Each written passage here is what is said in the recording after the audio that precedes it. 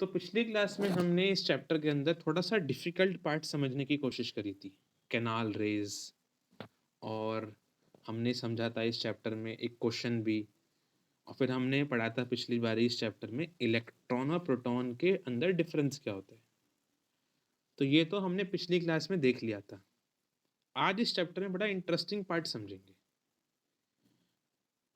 देखिए, मैंने आपको पढ़ाया था पिछली क्लास में, एक साइंटिस्ट थे जिनका नाम था गोल्डस्टीन, जिन्होंने 1886 में किसकी डिस्कवरी करी थी? प्रोटॉन की, एटम के अंदर।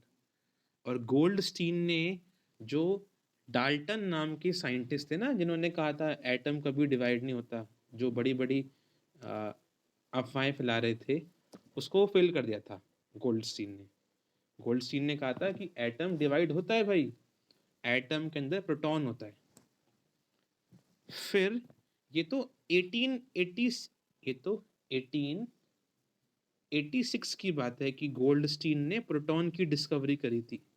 हमने पिछली क्लास में देखा भी था और बताया था प्रोटॉन को हम कैनाल रेस कहते हैं। आज एक स्टार पॉइंट लिखिए। एक और साइंटिस्ट हैं जिनका नाम है जे जे थॉमसन। ये साइंटिस्ट ने इलेक्ट्रॉन की डिस्कवरी करी थी। प्रोटॉन की डिस्कवरी किसने की थी? गोल्डस्टीन ने। इलेक्ट्रॉन की डिस्कवरी किसने कर दी है? थॉमसन ने। कब करी थी? 1897 में। तो एक स्टार पॉइंट लिखिए, इन 1897 में it was J J Thomson who discovered electron from atom. Electron की डिस्कवरी करी थी एटम में से किसने? जे जे थॉमसन ने। तो इन्होंने भी यही कहा कि जो डाल्टन ने कहा था वो गलत था। डाल्टन ने कहा था कि कभी एटम डिवाइड नहीं हो सकता।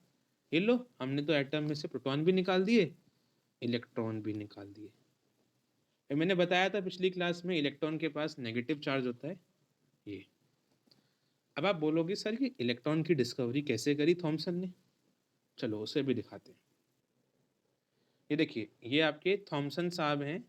आपकी बुक में भी इनकी फोटो बनी होगी, थॉमसन। इन्होंने पहली बार ही इलेक्ट्रॉन की डिस्कवरी करी थी। मैंने बताया था पिछली क्लास में आपको, इलेक्ट्रॉन को हम इस सिंबल से दिखाते हैं, ई, और उसमें माइनस साइन पावर पे। और इलेक्ट्रॉन की डिस्कवरी थॉमसन ने की थी, मैंने आपको बता दिया। कैसे की थी डिस्कवरी वो हमें इतना डिटेल में नहीं पढ़ना 9th क्लास में।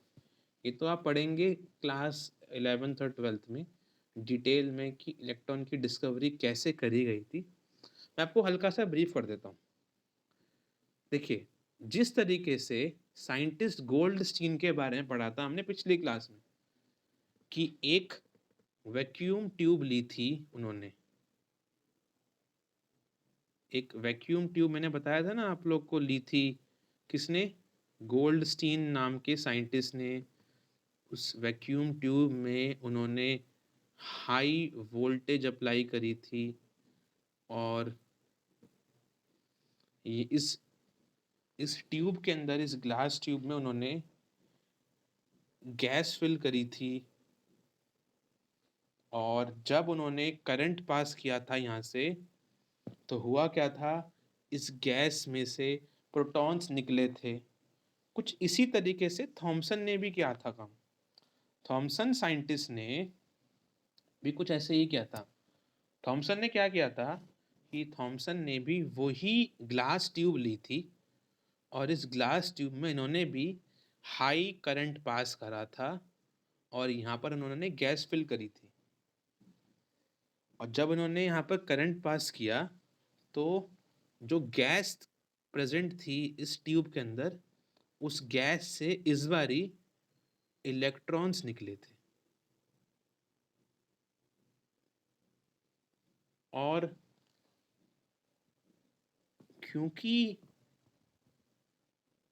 इलेक्ट्रॉन्स निकले थे इस ट्यूब में से, जब करंट पास किया था थॉमसन ने कैथोड साइड में, मैंने बताया था पिछली बारी, कैथोड क्या होता है? एक मेटल जिस पे नेगेटिव चार्ज होता है।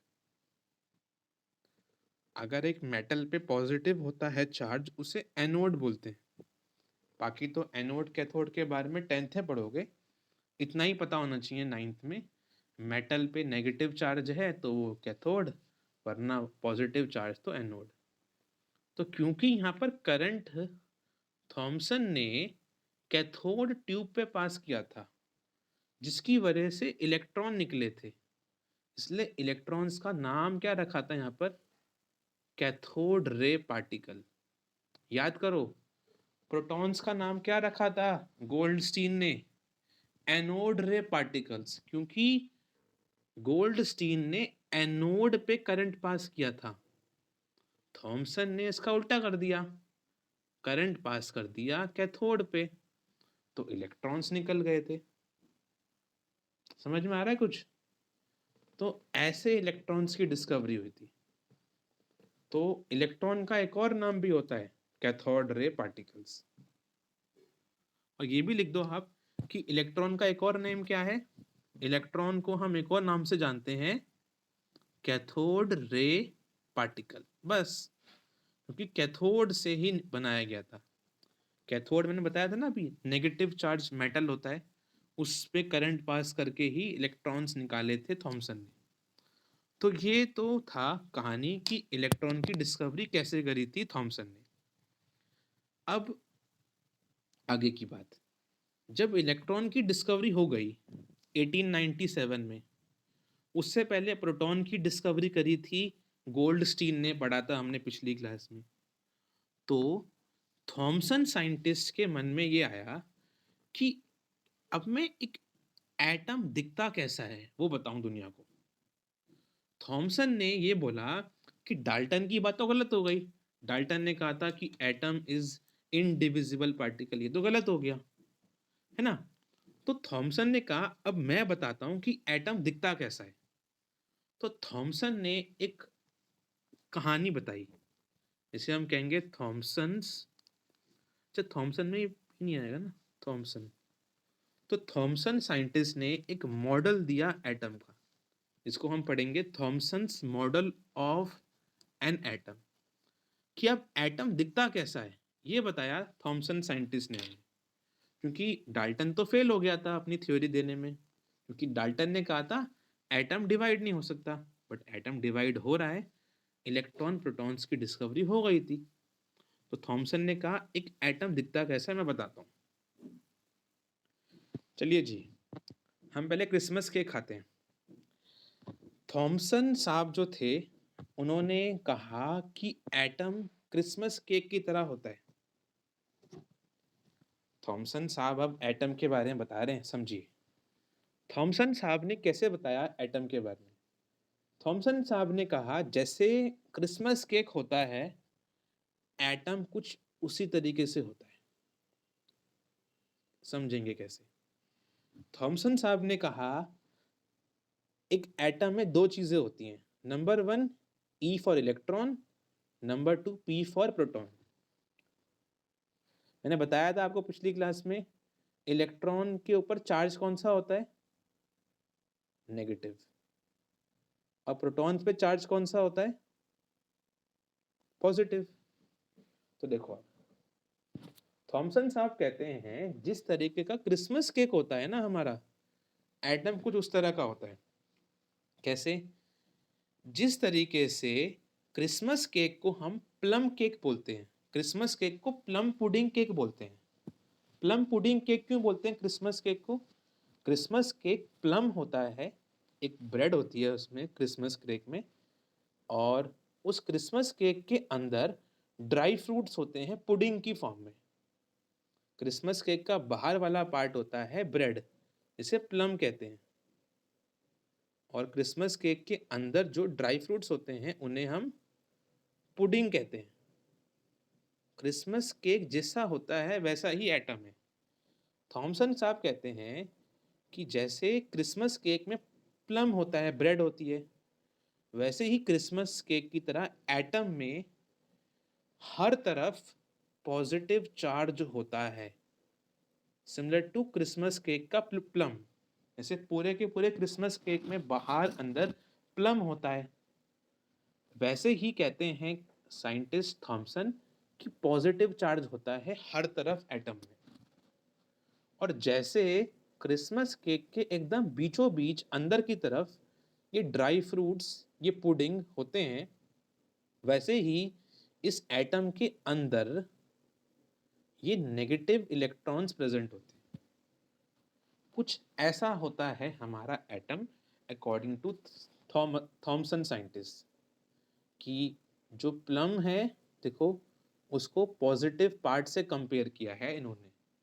Plum is like positive part and electrons are like the pudding, dry fruits. ये मानना था थॉमसन का। और एक और चीज, थॉमसन का ये भी मानना था कि जितने पॉजिटिव चार्ज इस एटम में होंगे, सपोज करो इस एटम में 10 पॉजिटिव चार्ज हैं, तो उतने ही नेगेटिव चार्ज भी होंगे 10। ये भी थॉमसन साइंटिस्ट का मानना था कि पॉजिटिव एंड नेगेटिव चार्ज दोनों बराबर होते हैं। इसलिए इसको प्लम पुडिंग मॉडल भी कहते हैं। एटम के मॉडल को प्लम पुडिंग मॉडल भी कहते हैं, अकॉर्डिंग टू थॉमसन। अब थॉमसन साहब ने यह भी कहा कि जो मेरा एटम होता है ना, वाटरमेलन की तरह भी होता है।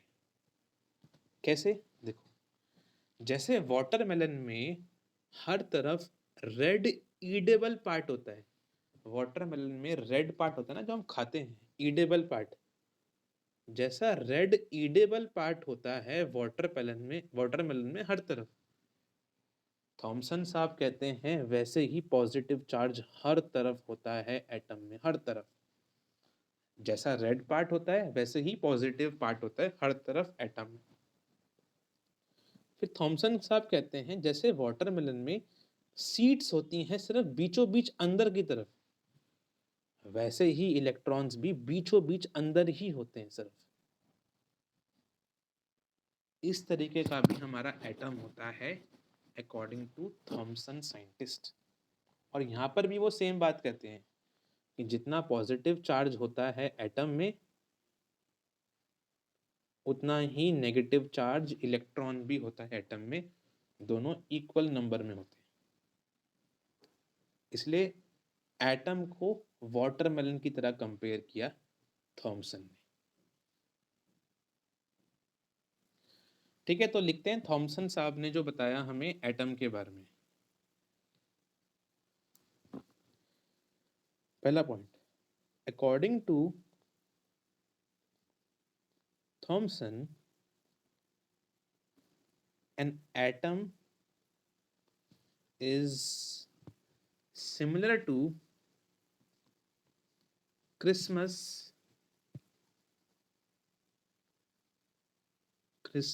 cake, Christmas pudding और वाटरमेलन।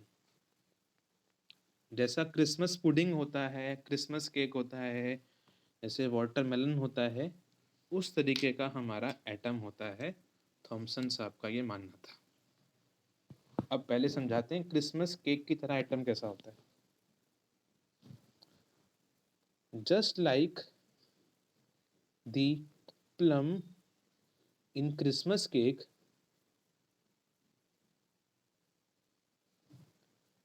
पॉजिटिव पार्ट या positive charge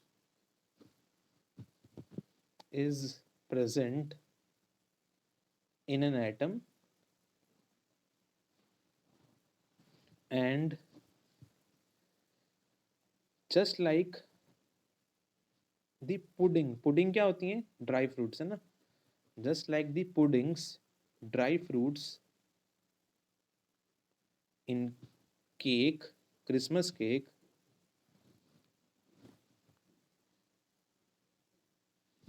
just like the pudding in Christmas cake, electrons are present inside the atom. तो कुछ इस तरीके का एटम होता है, थॉमसन का मानना था। नंबर सेकंड पॉइंट में ये मैंने आपको लिखवाया। ठीक है, तो थॉमसन का ये कहना था कि एक एटम क्रिसमस केक की तरह या वाटरमेलन की तरह होता है। जैसे क्रिसमस केक में क्या होता है, क्रिसमस केक में एक प्लम होता है जो ब्रेड होता है, और क्रिसमस केक में पुडिंग होती है, ड्राई फ्रूट्स। प्लम बाहर की तरफ होता है, ड्राई फ्रूट्स अंदर की तरफ होते हैं। थॉमसन ने कहा वैसा ही हमारा एटम होता है, प्लम की तरह पॉजिटिव चार्ज पूरा बाहर की तरफ होता है, और उस क्रिसमस केक के अंदर क्या होते हैं आपके electrons, like the dry fruit. ये उसने कहा। देखिए पहले थर्ड पॉइंट में क्या कहते हैं Thomson, also he compares an atom similar to watermelon